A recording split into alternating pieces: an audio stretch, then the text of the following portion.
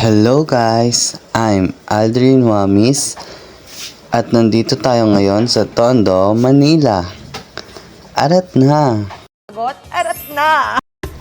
Ang Tondo Church na mas kilala sa tawag na Santo Niño de Tondo Parish ay isa sa mga pinakamatandang simbahan sa Pilipinas. Itinayo ito noong 1572 noong Spanish Colonial. Sumisimbolo ito sa pananampalataya ng bawat Pilipino.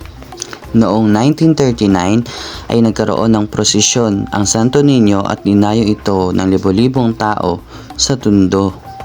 At itinayo ito noong May 3, 1572. Si Padre Alonso Alvarado ang unang ministro dito sa simbahan ng Tondo. Dumaan ng maraming taon, marami rin ang inayos at maraming pagbabago ang nangyari sa simbahan ng Tondo. Dahil noong World War II ay pansamantalang ginawang kuta ang simbahan noong panahon ng digmaan at muli itong binuksan upang magsilbi sa komunidad.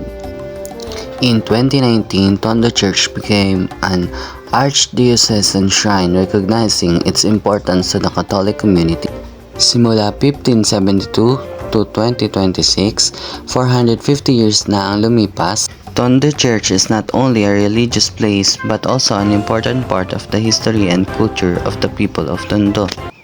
Bilang mamayang Pilipino, tungkulin kong panatilihin ang kasaysayan ng simbahan para sa susunod na mga henerasyon.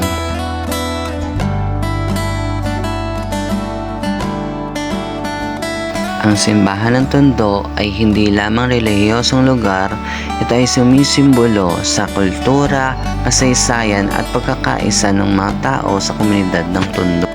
Ugaliin nating magdasal upang malampasan natin ang bawat pagsubok sa araw-araw. Yun lamang po at maraming salamat.